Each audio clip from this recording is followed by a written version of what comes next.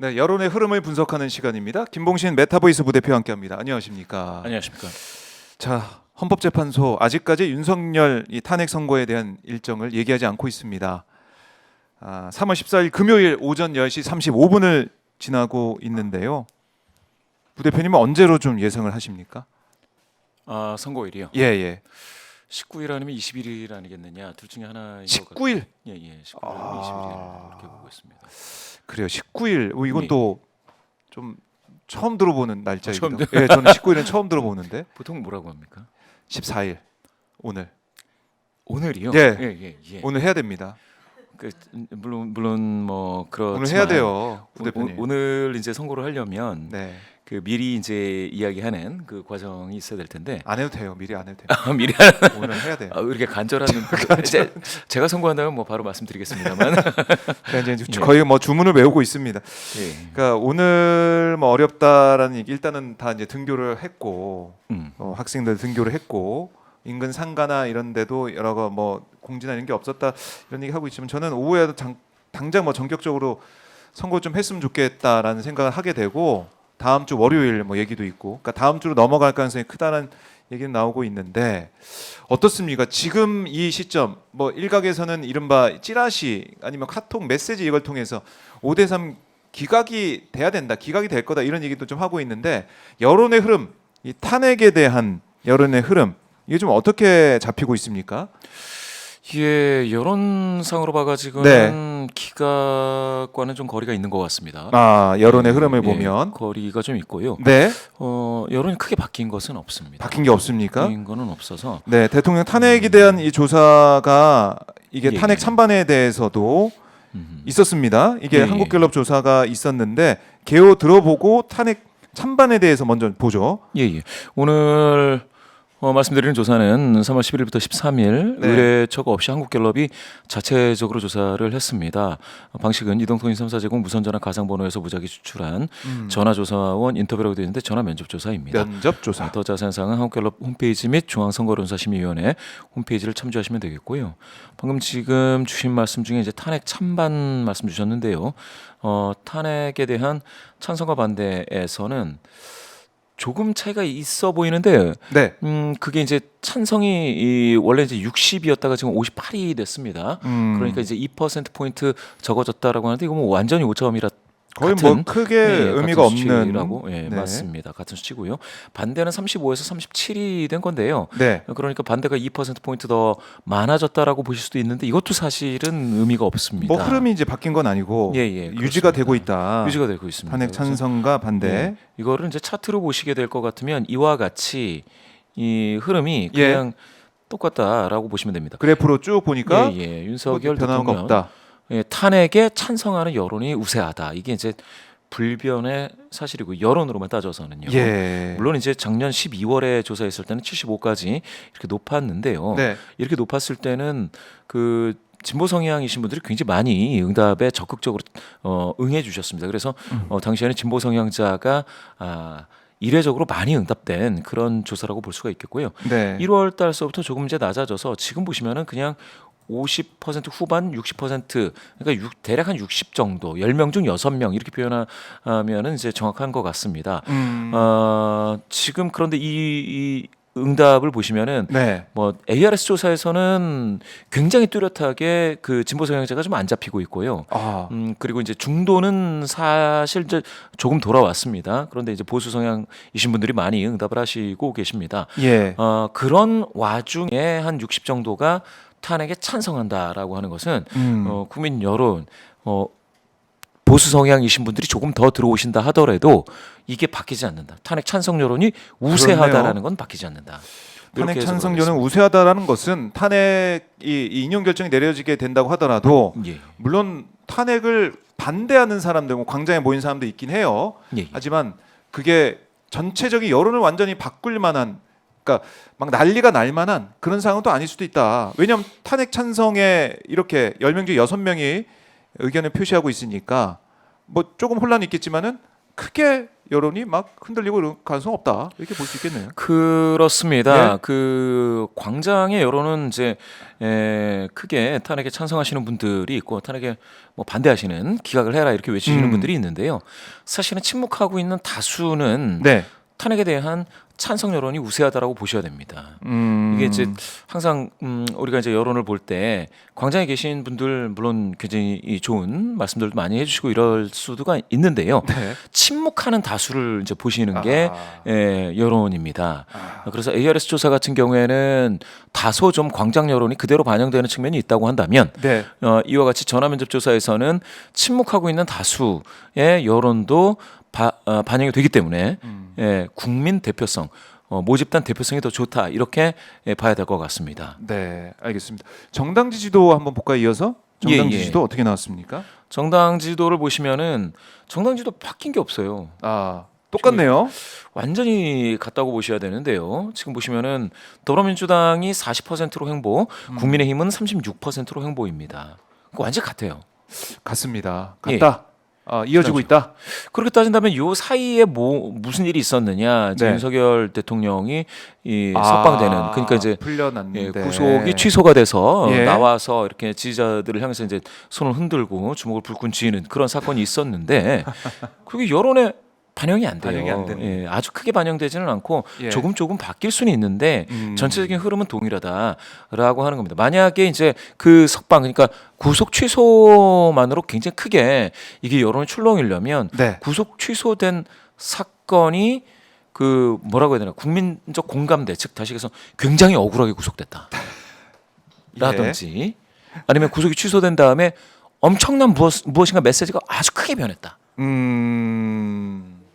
라든지 그렇죠. 이렇게 뭐가 바뀔 것 같으면은 이게 이제 뒤집어진다거나 뭐가 있을 텐데 그렇지가 않습니다. 지금 보시면은 만약에 윤석열 대통령 구속 취소만으로 더불어민주당 지지도가 완전히 확 빠질 수 있다 이렇게 생각하시는 분이 계셨다면 그렇지 않네요. 전혀 그렇지가 않습니다.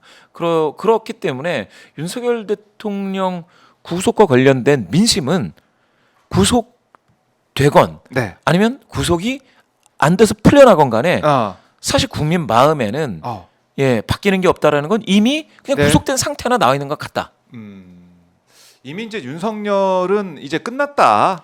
국민 마음속에는 마음속에는 끝났다. 지금 상태가 끝났다. 바뀌지 않는다는 거죠. 그래서 구속되나 안 되나 바뀌는 거는 지금은 없습니다. 그래서 이런 부분은 참고해 주시면 되겠고요. 항상 말씀드리지만 지금 최근 12월을 제외했을 때는 그 더불어민주당과 조국혁신당이 합하면 한 42, 3 뭐 요 사이죠. 지금 43입니다. 43. 요 수준을 보시면 되겠고, 요게 낮다, 높다 이렇게 말씀 드리기에는 2017년에도 비슷했다. 2017년 그때 이제 박근혜 전 대통령 탄핵 이후에 대선을 준비하는 조기 대선 국면에서 그 당시에도 정당 지지도가 이런 식이었습니까? 요 정도였습니다. 그래서 더불어민주당에 대한 지지도는 아주 크게 바뀐 거는 사실은 없는 것 같고요. 다만 이제 당시보다는 국민의힘이 보수 쪽에서는 분산되지 않은 그 단일 정당 형태로 있기 때문에 지지도가 좀 높게 잡혀 있다. 당시에 자유한국당이었나요? 이름이 새누리당에서 자유한국당으로 바뀔 때였는데요. 그때는 10% 초중반이었습니다. 자유한국당이. 그래서 이제 기자분들께서 저한테 이제 전화를 주시는 분들이 있는데 왜 그러느냐 했을 때는 당시에 국민의당이라고요. 안철수 지금은 현재 국민의힘에 소속돼 있는 안철수 의원이 국민의당을 만들었었죠. 국민의당이 있었고요. 무려 38석. 그리고 유승민 전 의원 그 이끌던 바른정당도 당시에 있었다. 새누리당에서 분당된. 그렇습니다. 그게 이제 분산되어 있기 때문에 그 당시에는 더불어민주당이 같은 40%지만 굉장히 압도적으로 우세한 것처럼 보이는 40이고요. 지금은 좀 그렇지 않은 거다라는 정도로 해서 구도와 관련된 제3정당의 어떤 존재와 관련된 그런 정도로 이해를 해주시면 될 것 같습니다. 그러니까 지금 그때랑 다른 거는 보수가 일단은 정당으로 보면은 분열되지 않았다라는 거.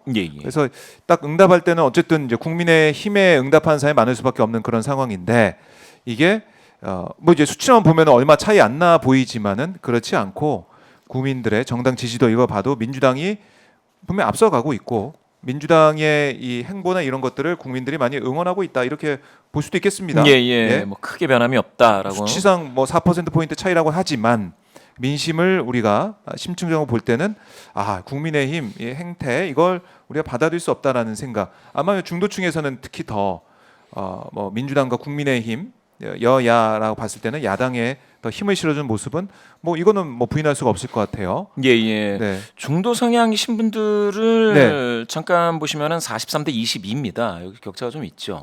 그렇네요. 여기 격차가 있고. 요거를 이제 세부 지표로 이제 살펴봤을 때는 네. 중도에서는 43대 22로 5점이 밖에서 여기죠. 여기 5점이 밖에서 민주당이 좀 앞선다 이렇게 보시면 되겠습니다. 이 중도 민심이 바뀌지가 않아요. 바뀌지 않고 확 떨어졌네. 국민의힘이 딱 보면은 36인데 전체는 근데 중도에서는 22밖에 안 된다. 22밖에 안 반토막이 난다. 이런 측면에서 봤을 때는 그러니까 국민의힘의 포지셔닝이 네. 지금은 별로 좋은 상황이 아닙니다. 그래서 저는 이게 아마 국민의힘에 계신 분들은 다시 극복할 수 있다라는 생각을 하신 것 같은데 네. 그런데 제가 거듭 말씀드리지만 이 탄핵과 관련된 트라우마는 그 당시에 탄핵에 좌고우면하면서 이제 탄핵이 되는 대통령 편에 섰던 그런 분들이 그 보수 정당의 중심을 계속 맡았을 때 큰 선거에서 3번을 내리 연패를 합니다. 네. 그 연패했던 거는 탄핵을 당해서라기보다는 탄핵을 당하면서도 뭡니까 미래에 대한 비전을 제시를 못하더라라는 거에서 나오는 거거든요. 지금 같은 경우에 그러면 과거와 같은 사례를 봤을 때 어떻게 되느냐면요. 이번 만약에 조기 대선이 된다면 조기 대선, 네. 그 다음에 지방선거, 총선까지 있지 않습니까? 그렇죠. 총선까지를 되게 힘들게 해야 될 것 같고요. 지난 2024년 작년이죠. 작년 총선하고 보게 되면 그러면 총선이 되게 힘들어질 거예요. 왜냐하면 지방선거 같은 경우에는 많이 진다고 하더라도 일단 거점이라는 게 존재하는데 네. 총선 같은 경우에는 이제 의석수가 굉장히 잘게 쪼개져서 300석이나 되지 않습니까? 그중에 254석이 지역구인데요. 그렇죠. 여기서 다 합쳐가지고 100석이 되느냐 마느냐를 가지고 2024년 작년 불과 작년에 고민을 한번 되새겨야 돼요. 네. 100석 되느냐 마느냐 가지고 총선에 본선이 들어가자마자 그 개헌선을 막아달라라고 하소연을 했습니다.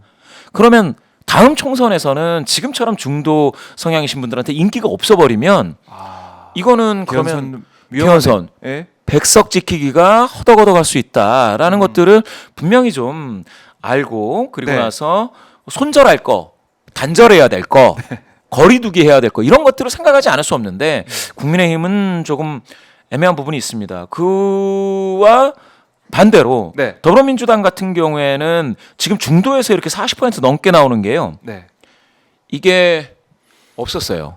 그동안 없었습니까? 이렇게 나왔던 없었습니다. 게? 오. 이번 정부 들어서 중도에서 나쁘진 않았어요. 나쁘진 않았는데 예. 이게 40 넘는 정도로 잘 나오는 게 몇 번 없었어요. 몇 번 없었고 작년 그러니까 비상계엄 이후에 지금 이게 한 3번째 갔거든요. 중도에서 40% 넘는 게. 네. 그렇게 되다 보면 더불어민주당의 중도 내지 중도 보수 포지셔닝 이런 것들은 지금 먹혀들고 있는 거는 맞고요. 네. 물론 이제 뭐 언론에서는 예. 이게 뭐 우클릭이다, 좌클릭이다 뭐 이렇게 얘기 나오는데 여러 가지 얘기 나오는데 사실 중도를 중심으로 해가지고 합리적 보수, 합리적 진보까지 다 포함한다라고 하는 더불어민주당의 어떤 그 포지셔닝은 그거 자체를 가지고 뭐라고 할 수는 없죠. 더군다나 아니 우회전 3번 하면 피턴이잖아요. 우회전. 네. 결국은 좌회전이죠. 네. 그러니까 이걸 가지고 그때 상황에 맞게 해석을 해야 되고 당장 시급한 정책을 따지다 보면 이게 우회전처럼 보일 수도 있고 좌회전처럼 보일 수도 있는 건데 네. 그거를 가지고 무조건적으로 이제 비탄력적으로 한쪽으로만 가야 된다라고 주장을 한다거나라고 하는 것들은 조금 더 뭡니까? 큰 정당으로서는 여러 가지 의견을 들어본다라는 자세는 그걸 가지고 뭐라고 나무랄 게 없지 않습니까? 그렇죠. 그런 의미에서라면 최근 중도에서 나타나고 있는 네. 더불어민주당의 이 높은 지지도는 눈여겨볼 필요가 있다. 이 정도 되면 앞으로 그러면 합리적 보수, 그러니까 보수 성향이신 분들 중에서도 더불어민주당에 지지를 보내는 게 이상하지 않는 시대가 또 될 수도 있는 것이다. 라는 측면에서 본다면 최근에 이 이념 성향을 가지고 무엇이라 하기가 어려워요.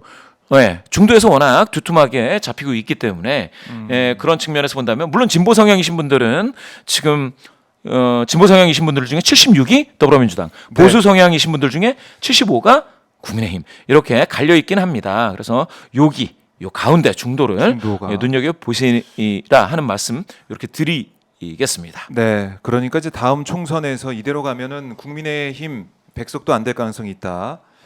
지금 현재로서는 보면은 그런 얘기고 뭐 일단은 총선은 많이 남긴 했지만 맞습니다. 과연 그 몇 년 사이에 국민들이 국민의힘의 지금 행태를 잊을 수 있겠느냐? 윤상현 의원이 얘기한 것처럼 1년 만에 다 잊겠느냐? 이 내란 사태를 또 내란 사태 국민의힘이 어떤 태도와 어떤 행동을 했는지 지금도 헌재 앞에서 릴레이 시위를 하고 있고 또 윤석열 만나러 지도부가 막 가질 않나? 그 전에 체포 과정에서 관저 앞에 막 막아서 뭐 물리적으로 막지 않았지만 어쨌든 그 앞에 가가지고 체포하면 안 된다라고 얘기했던 그 의원들 모습을 우리가 다 기억하고 있는데 글쎄요 국민의힘이 얼마나 태세전을 할지 모르겠지만 지금 현재로서는 어려운 상황이다. 국민들 잊지 않는다라는 겁니다.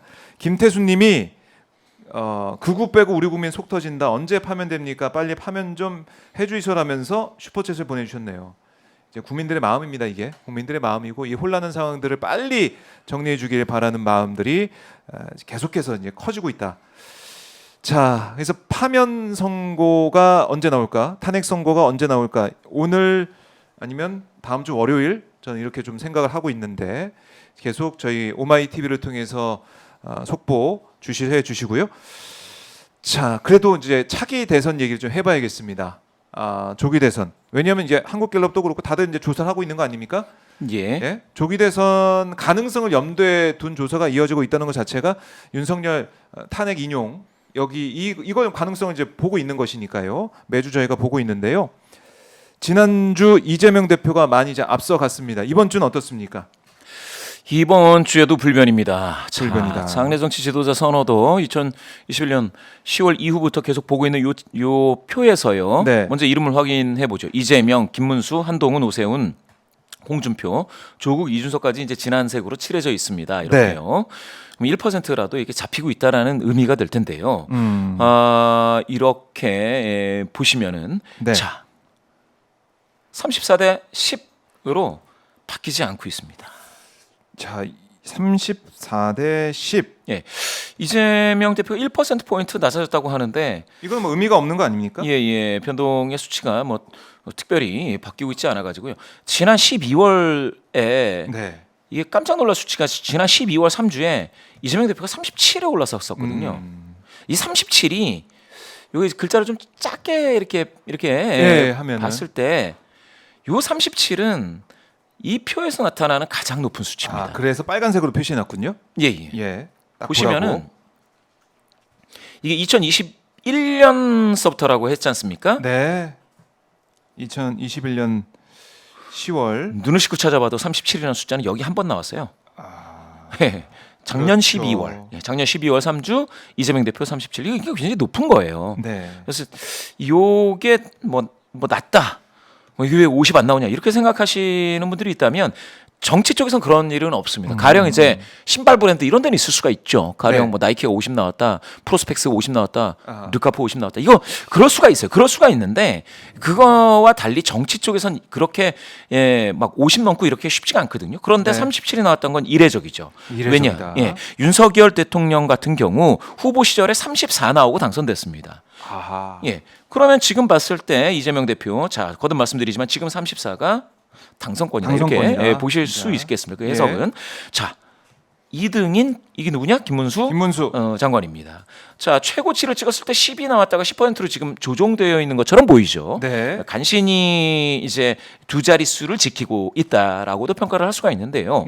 가령 이게 10%에서 가령 15, 20, 25 이렇게 되면서 이재명 대표와 어깨를 나란히 하기 위해선 중도 성향, 아까 중도 성향이신 분들이 지금 민주당을 더 좋아하시지 않습니까? 좋아하시는 분들이 많으신 거죠. 그래서 지금 만약에 김문수 장관이 가령 조기 대선이 되건 아니면 뭐 다음 대선이 돼도 상관은 없겠습니다만 거기에서 이재명 대표하고 어깨를 나란히 할 수 있으려면 중도 확장력은 필수입니다.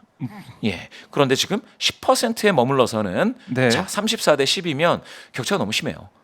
그렇네요. 예. 이 격차가 좁혀지지 않고 있고 다른 주자들 보더라도 다른 주자도 합해봐도 이재명 대표한테 이제 안 되는 상황이죠. 지금 그렇게 따지면 23입니다. 23에 그럼 23이면 여기에 이제 1%를 더 붙여도 24, 10% 포인트 격차지 않습니까? 이 정도 되면 지금 글쎄요. 저로서는 2달 내에 무슨 일이 일어난다라고 누군가가 주장을 한다면 그럴 수도 있겠구나라고 말씀드릴 수밖에 없는데 그렇지만 지금까지의 숫자만으로 본다면요. 이재명 대표의 그 대세로는 지금 굉장히 공고한 상황입니다. 당선권에 있다. 예. 그리고 여기 보시면은 예. 2%가 이게 지금 조국 그 대표거든요. 예. 잠깐만 조국 대표가 전 끝났으니까. 대표. 예, 전 대표죠. 전 대표. 하여간에 조국 전 대표를 이렇게 좋아하고 사랑하시는 그런 분들이 2% 나왔는데 네. 이분들의 표가 다른 데로 분산되기는 쉽지 않고 아마 이재명 대표 쪽으로 이렇게 갈 가능성이 크죠. 그러면 이게 36으로 해석해야 되는 게 맞죠. 그렇게 따지면은 지금 지난주와 별 변함이 없네요. 변함이 지난주에도 조국 이재명 합하면 36. 지금도 변함이 36. 없습니다. 변함이 크게 없습니다. 예. 그렇게 따지면은 요 방식은 바로 자유응답식. 여기서 보시면은 자유응답식 주관식이라는 거예요. 예. 이름을 그냥 얘기하는 주관식, 거죠. 주관식 그렇죠. 자유응답식 선택형이 제시되지 않는다. 네. 선택지가 주어지지 않는다. 뭐 거듭 말씀드리지만 이걸 뭐 탑 오브 마인드라고 하는데 네. 예, 마음속에 있는 사람 얘기해라라고 툭 나온다라는 겁니다. 자, 지금 뒤에 흐리게 뒤에. 표시되어 있는 분들 중에 이름 한번 그래도 불러드리겠습니다. 안철수, 유승민, 김동연, 우원식, 원희룡, 이낙연, 이탄희 여기 뭐 더 나오시지 못한 윤석열, 심상정 뭐 은퇴하셨고 최재형 이분 뭐 이런 분들 다 얘기해도 그렇네요. 사실은 지금 뚜렷하게 대권 주자라고 하실 분은 여기서는 흐릿하게 나오시는 분들 중은 없는 것 같아요. 네. 그렇습니다. 그렇게 봤을 땐 요 중인데 요렇게 본선을 뛰실 가능성이 있는 분들은 요 중에 있겠죠. 그랬을 때에 한번 시청자 여러분들, 구독자 여러분들께서 보신다면 지금 도대체 뭐가 바뀌었는지 가령 네. 윤석열 대통령이 구속이 취소되면서 주먹 한번 움켜쥐고 뭐 어퍼컷은 하셨는지 모르겠지만 이렇게 까지 안 하고 주먹은 졌어요. 확실히. 그런 지지자를 향해서 예. 그 주먹을 쥔 퍼레이드. 그 힘, 예. 그 힘이 여긴 반영이 안 된다라는 거죠. 지금은. 전혀 영향이 없네요. 예. 그렇네요. 그렇네요. 윤석열이 풀려나도 여기 이건 뭐 변화가 없고 뭐 김문수가 바뀌는 것도 아니고 그렇죠. 다 총 결집을 하고 있다. 놀라운 거는 수치다 이렇게 볼 수 있겠네요. 결집력이 다른 게 가령 더불어민주당 지지자 중에서는 지지하시는 분들 78%가 이재명 대표를 이렇게 꼽았습니다. 네. 마음속에 이재명 대표를 두고 있다라는 건데요. 국민의힘을 지지하시는 분들 중에서는 25%만이 김문수 장관이다라고 입에서 나온 거예요. 네. 이렇게 따지면은 네 분 중에 한 분이잖아요. 국민의힘을 지지하시는 분들 중에. 그렇네요. 그 지지하시는 분들의 규모도 작은데 그 중에 김문수 장관을 입에 바로 머릿속에 바로 떠올라서 딱 나오시는 분들은 4분의 1밖에 없습니다. 이것도 취약점이네요. 취약하죠. 부분이에요. 그러니까 제가 말씀드리는 거는 이번에 만약에 조기 대선이 됐을 때 조기 대선이 아니라면 김문수 장관이 또 힘을 내서 뭐 1, 2년 동안 또 열심히 노력하면 또 될 수가 있는데 만약에 조기 대선이면 2개월인데요. 네. 그 동안 국민의힘을 지지하시는 분들의 마음도 다 사로잡기가 쉽지 않을 수 있다. 그러면 여기 보십시오. 400명 대 365명인데 이 규모로도 차이가 있는데요. 그 중에서도 25%밖에 365분의 어떤 국민의힘 지지하시는 그분들의 마음 중에서도 4분의 1밖에 못 잡고 있다면 이거는 뭘 얘기하느냐? 경선 컨벤션 효과가 역 컨벤션이 나올 수 있다. 그렇죠? 역 컨벤션. 모여서 네 분이 모였으니까 이게 그냥 4명의 힘이 아니고 그렇죠. 5에서 7명이 막 되느냐? 그렇지 않을 가능성이 있다. 오히려 좀 빠지거나 이럴 가능성이 있다라는 것이죠.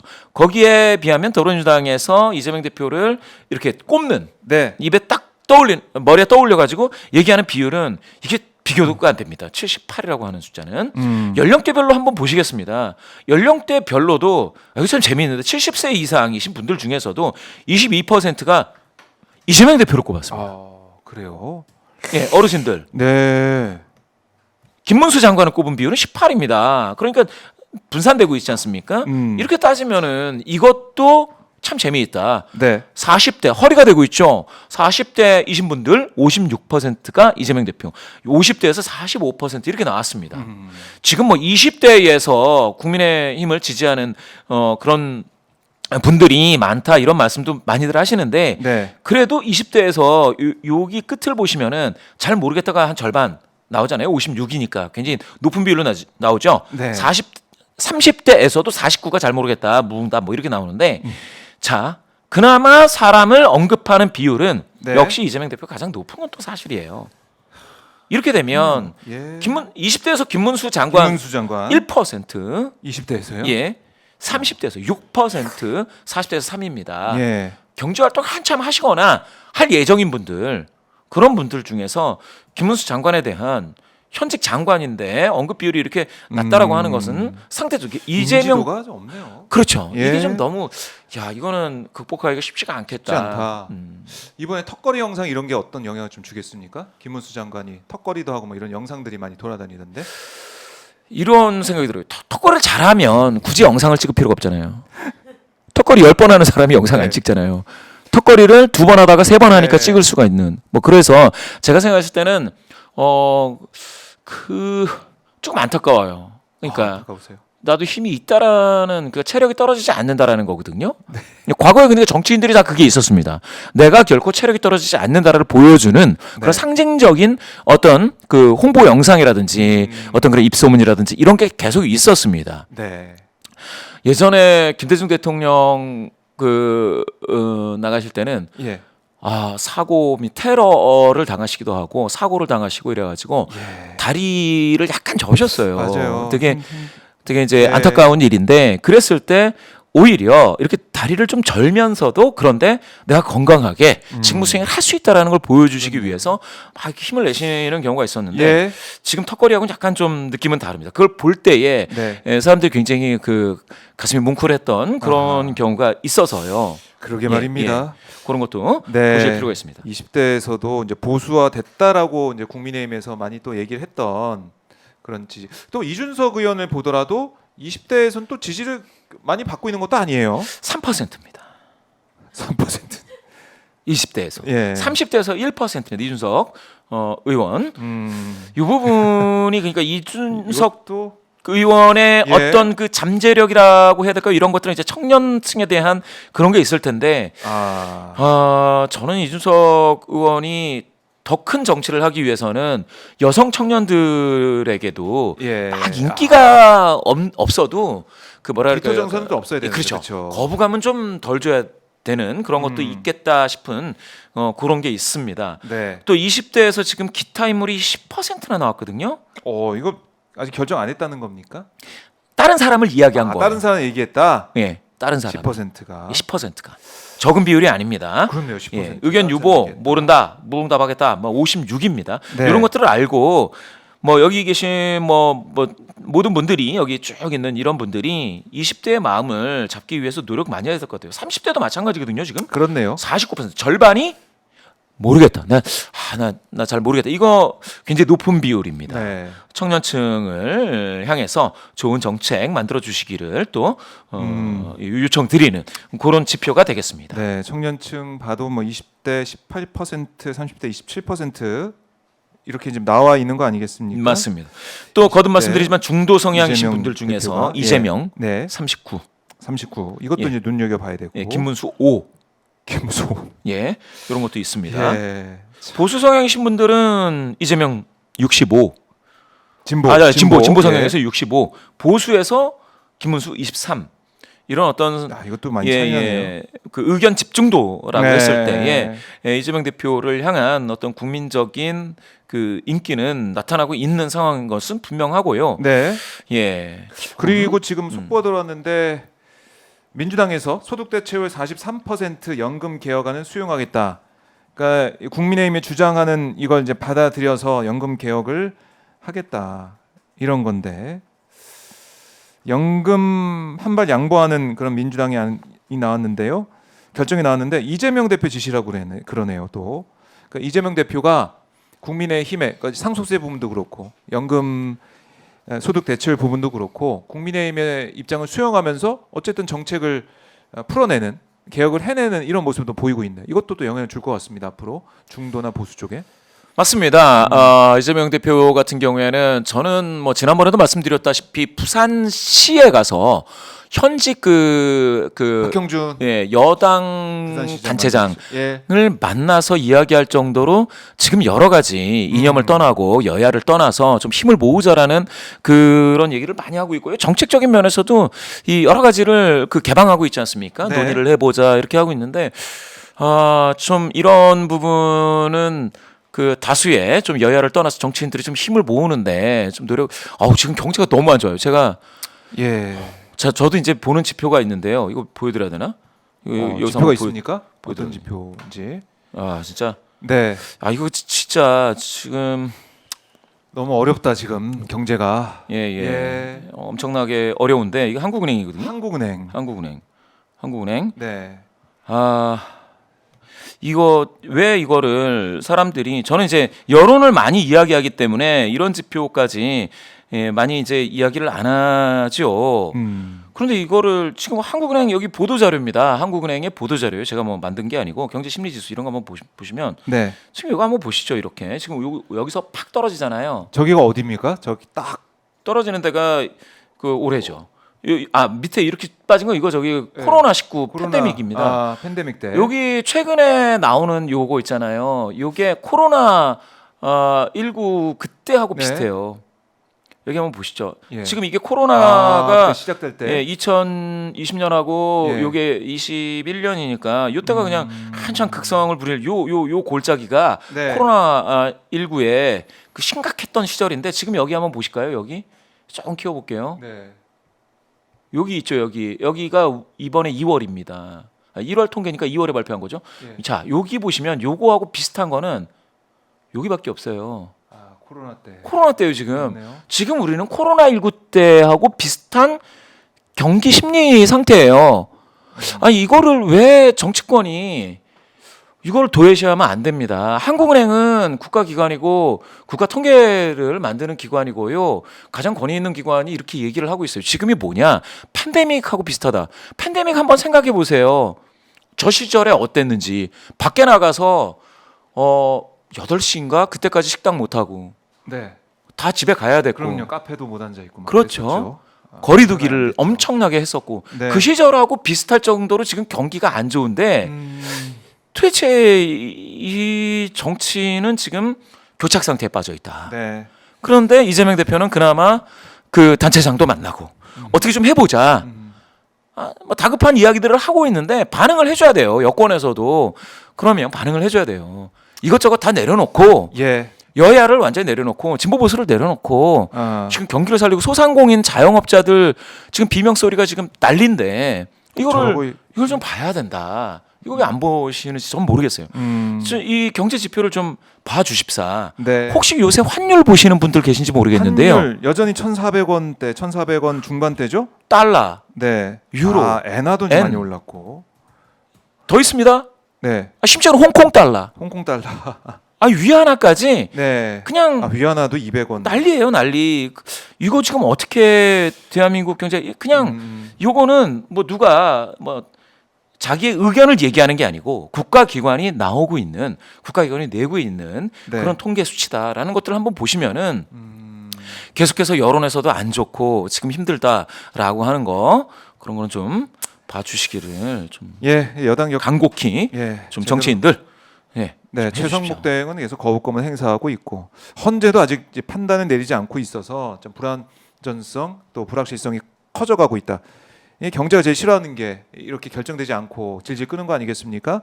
우리나라 경제, 트럼프가 또 관세 전쟁을 좀 하고 있으니까 여기에 대한 우려도 커지고 있어서 너무나 리더십 부재가 안타깝고 아쉽습니다. 그래서 헌재가 빨리 결정 내려야 되고, 자 헌재 결정 언제로 좀 예상하십니까, 부대표님? 다시 한번 여쭤보겠습니다. 아니 뭐 당장 선고일을 당장 해야 됩니다. 공개를 한다면. 네. 그러면 다음 주가 되겠지만 국민의 마음은 네. 사실은 가급적 빨리라는 건 방금 말씀하신 것처럼 오늘 오후에라도 해야 됩니다. 뭐 나와라라는 겁니다. 요거 한번 보시죠. 강조하겠습니다. 예, 예. 국가기관 신뢰도라는 게 이렇게 나왔는데 네. 헌법재판소가 그래도 1위입니다. 이거요 50%밖에 신뢰를 못 받는다 이렇게 보실 수 있는데 예. 검찰이 지금 26위 반토막이죠. 그렇게 따지면은 검찰은 뭐 지금 예, 헌법재판소가 예. 신뢰를 한 몸에 받고 있다. 또는 경찰, 또 법원 이런 곳이 지금 공수처라든지 검찰은 20%대에 머물고 있지만 네. 경찰, 법원, 중앙선거관리위원회는 40%대, 예, 그리고 헌법재판소 53, 50% 절반 이상이죠. 경찰도 한 48, 법원 47이니까 이거 한 거의 이렇게 세 개 기관이 굉장히 신뢰를 얻고 있는데 네. 국민적 신뢰를 더 쌓아서 요 세 개 기관 더 노력을 하는 그런 과정이 됐으면 좋겠다라는 생각은 항상 하고 있습니다. 그래요. 자, 이제 정권 유지, 정권 교체 이것도 이제 매주마다 한국갤럽에서 조사를 하죠. 예, 이번 예. 주에는 어떻게 또 나왔습니까? 이게 변화가 있는지 이것도 궁금하네요. 맞습니다. 그러니까 정권 정권 교체가 유지. 야당 후보 당선이라고 딱 못 받고 아하. 설문을 하고 있습니다. 그게 51인데 지난주에 52에서 예. 51입니다. 그러니까 아. 1% 포인트 조정이 됐지만 거의 같다라고 보셔야죠. 이거는 뭐 다른 수치가 아닙니다. 그러니까 계속 유지가 되고 예, 있어요. 이해는 되고 있습니다. 정권 교체, 예. 과반. 예. 다만 정권 유지, 네. 그 여당 후보 당선도 미세하게 4% 포인트지만 이것도 사실은 오차범위 이내기 때문에 큰 변동이라고 할 수는 없습니다. 네. 그런데 미세하게 40%대로 올라왔는데 그래서 격차는 10% 포인트. 아, 적은 수치는 아닙니다. 네, 그럼요. 여기서 보시게 될 것 같으면 지난 국회의원 그 선거 때 예. 보시면은 뭐 여기 보시면 9% 포인트 이런 격차도 있었고요. 여기 보시면 뭐 15% 포인트 이런 격차도 나오고요. 그랬었습니다. 마지막으로 조사했을 때 9% 포인트 격차였는데 이런 격차가 만들어낸 것은 지금 더불어민주당을 중심으로 하는 야권의 그 총선 승리였고요. 정부 견제를 위해 야당 후보를 많이 당선시켜야 된다라는 이 여론이 그대로 투표 결과에 반영됐던 것을 보실 수가 있습니다. 그렇게 따지면 지금 거듭 말씀드리지만 20% 포인트라는 격차는 적은 격차가 아니다. 그렇게 됐을 땐 지금 꾸준히 정권 교체, 네. 야당 후보 당선이라는 결과를 많은 국민들께서 기대하고 계시다라는 그 부분입니다. 아, 물론 그 야당도 이 41%라는 여당 후보 당선이라고 하는 이 국민분들의 네. 이런 말씀도 어떤 말씀인지 귀를 기울이고 또 경청해야 될 것은 물론입니다. 네. 그래요. 뭐 여전히 근데 사실은 여론 응답 갤럽도 그렇지만은 성향을 내가 보수다라고 얘기하시는 분들이 뭐 많이 답변하는 것은 뭐 사실이에요. 맞습니다. 보수 성향이신 분들이 예. 지난번에 한번 제가 비교를 해드렸을 텐데요. 네. 지금 보수가 314명, 중도가 342명, 중도가 돌아왔다 제가 말씀을 드렸는데요. 예. 지금 보시면은 진보 성향이신 분들은 248명이니까 한 25%이지 않습니까? 대략 보면 많이 나올 때 보수가 한 35 나오면 진보가 한 30 정도가 이제 뭐 정상적인 네. 게 될 텐데 지금 같은 경우에는 보수는 특별히 낮아지진 않았는데 진보가 약간 좀 빠져 있습니다. 다만 중도를 이 342명하고 모름 응답 거절을 합친 결국 지금 보시면은 339명인데요. 네.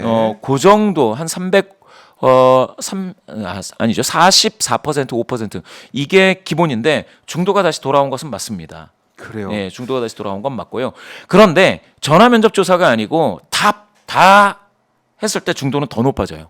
온라인 조사 같은 경우에는 50%까지 올라갑니다. 그래요. 그러한 중도 성향이신 분들 중에서는 61%가 바로 네. 정권 교체를 말씀하고 계십니다. 중도에서는 61% 예. 정권 교체 얘기를 하고 있다. 10명 중에 6명. 6명이죠. 예. 정권 재창출은 30%니까 그러네요. 뭐 이걸 배수로 꼭 말씀을 하신다면 2배입니다. 2배 차이가 두 배 차이가 난다라는 것들을 보셔야 될 것 같고요. 네. 보수 성향이신 분들 중에서도 16%는 정권 교체해야 된다라고 아. 말씀 주시고 계십니다.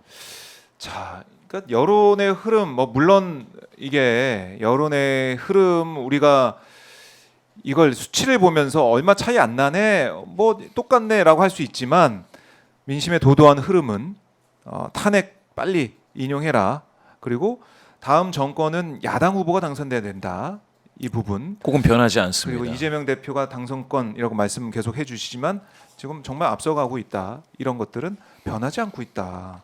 흐름이 바뀌지 않고 있다. 전혀. 윤석열이 풀려나도 전혀 변화가 없다. 맞습니다. 그래요.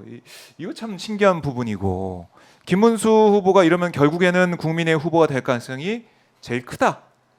출마를 볼수 있습니까? 한다면입니다. 출마한다면 출마를 지금 아직 출마 얘기 안 하고 있어요. 왜냐하면 이게 그렇죠. 탄핵이 기각될 거라는 생각을 좀 하고 있을 테니까. 예, 예. 김문수 뭐 대회장이 계속 얘기를 하고 있으니까. 예. 근데 출마할 가능성이 높죠. 나가기만 하면 하여튼 간에 후보가 될 수 있다라는 건데 그런데 출마를 안 할 수는 없죠. 나가기만 하면 후보가 되는데. 네, 그렇죠. 그 예. 유혹. 예. 당선이 안 돼도 예. 어느 정도 규모가 되는 정당이 후보가 되는 건 엄청 큰 일입니다. 인생에서. 그렇죠. 왜냐하면 그 다음에는 단체장을 나가거나 뭐 어디 그 지역구 국회의원을 나가도 거의 골라서 네, 갈 수 네. 있습니다. 아하, 그렇네요. 예, 예. 그러면 김문수 그 뒤에 이제 한동훈, 오세훈, 뭐 홍준표 이렇게 좀 나오고 있는데 어떤 대역전극. 한동훈 전 대표 그거 바라고 있는 거 아니겠습니까?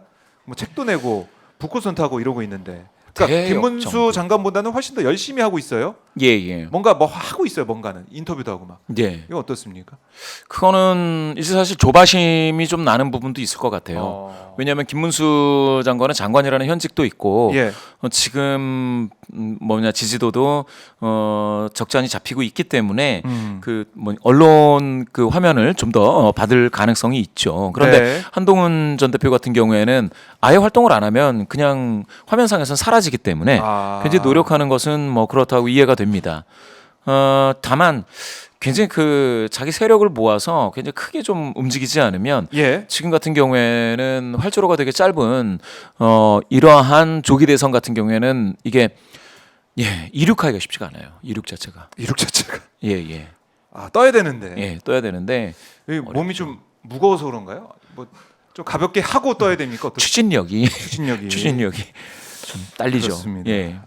더 노력을 해야 될 겁니다. 최광건 근데 정치인들은 대부분 책을 내기 때문에 그 네. 최광건 정도로 완전히 빛을 확 환하게 이제 바라긴 좀 어렵고요. 예. 근데 한동훈 전 대표 입장에서도 예.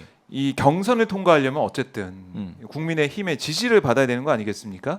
그러니까 이제 룰 자체가 사실 이 야권에서 예. 지금 오픈 프라이머리라든지 이런 얘기가 많이 나오고 있는데 저는 오히려 그 오픈 프라이머리라는 이런 것들이 여권에서 나와야 돼요. 국민의힘 같은 경우에 지금 여권에서 오히려 당심에만 의존해 가지고는 네. 저게 안 될 것 같아요.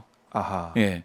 왜냐하면 동네 지금 장치로는 안 된다. 그렇죠. 왜냐하면은 중도가 지금 이 정도로 해서는 네. 중도가 지금 보시면은 뭐 정권 재창출이 30%지 않습니까? 그렇네. 2배 차이입니다. 예, 정권 이분이 교체랑. 이런 어떤 중도 성향이신 분들이라도 붙잡기 위해서는 네. 오픈 프라이머리를 하고 완전히 개방을 하고 하지 않을 수 없는데 그거는 좀 뭐 지금 같은 분위기에서는 그것도 안 될 것 같다는 생각이 들고요. 네. 더불어민주당 대비해가지고 그 진성당원의 규모도 상당히 지금 줄어들었습니다. 그나마 이준석 대표가 전 대표가 네. 그 국민의힘 있었을 때 많이 좀 그렇게 홈커밍을 시킨 거죠. 네. 그래가지고 몇십만을 더 붙잡은 건데 그렇다 하더라도 지금 진성당원 규모가 좀 적기 때문에 국민의힘에서는 국민의힘이 진짜 뭔가 완전히 다 버리고 시작하지 않으면 안 되는 상황이고요. 민주당 같은 경우에는 지금 꾸준히 이제 뭡니까 당원 중심 대중정당 예. 그런 흐름이 있었기 때문에 정당을 당원 규모로 봤을 때는 엄청나게 커진 거죠. 이게 제가 정확한 기억이 맞는지는 모르겠는데요. 예전에 전두환 대통령 그때 민정당 네. 그거보다는 약하지만 하여튼 권위주의 이후 정당 치고는 지금 더불어민주당이 작은 규모는 아닙니다. 당원들만으로 따졌을 땐. 그래서 만약에 더불어민주당이 오픈 프라이머리를 받는다 이러면은 네. 당원 민주주의와 관련된 게 조금 논의가 좀 적극적으로 돼야 되기 때문에 시간이 짧아서 아마 그게 쉽지 않을 거다라는 건 있는데요. 국민의힘이야말로 진짜 오픈 프라이머리를 해버려야 돼요. 안 그러면 지금 국민들의 관심도 끄기가 어렵고 이 짧은 시간 안에 흥행이 안 될 수 있어요. 흥행 자체가 안 될 수가 있다. 왜냐하면 분산 효과가 있기 때문에 아하. 그만한 후보들이 경쟁해서 얻는 흥행은 있을 수가 있는데 예. 그게 네거티브 흥행이잖아요. 그렇겠죠. 가령 그렇게 되면 서로 뭐 나이가 몇 살인 제가 좀 예상해 보자면은 예. 언더 73이 돼야 된다 뭐 이런 얘기하면서 그러니까 서로 그러니까 나이 얘기하고 체력 얘기하고 이런 조금은 얘기하고 그게 이제 모아지는 흥행이 아닐 수 있다는 네거티브로. 거죠. 그렇죠. 모아지는 흥행이 안 되고 분산되는 흥행이 그러니까요. 돼버리면 재미는 있는데 나중에 봤더니 실속이 없더라. 가 될 수가 있어서 그럴 수 있네요. 그런 상황이 되면 제가 봤을 땐 김문수 장관이 네. 출마만 하면은 된다. 출마를 안 한다? 출마 안 한다 그러면 어떻게 됩니까? 그것도 예상하기 쉽지 않은데 출마 안 한다. 안 하면은 한동훈, 오세훈, 홍준표? 그렇죠. 거기에서 이제 홍오 두 후보가 명태균 뭐 게이트와 연루설이 지금 있기 때문에 예. 거기서 나타나는 효과를 추가적으로 봐야 되기는 하지만 그러면 삼강 구도가 될 수가 있습니다. 누가 될지 알 수 없는. 근데 국민의힘 지지층은 지금 윤석열 지지층이 좀 겹치고 있는데 이거를 윤석열과 예. 한동훈 관계가 글쎄 회복이 될까 이런 생각도 들고. 흐름이 꽤 바뀌기는 하겠지만 네. 문제는 이제 과거 행태에 대한 혐의를 잡고 거기에 대해서 계속 비난하는 그런 흐름은 당분간은 멈추지 않죠. 네. 그러면 한 30% 정도 되는 국민의힘 지지하시는 분들 중에 30% 정도의 규모로 한동훈 전 대표에 대한 원망 섞인 목소리가 계속해서 나올 수 있는 것은 가능성은 있습니다. 그렇네요.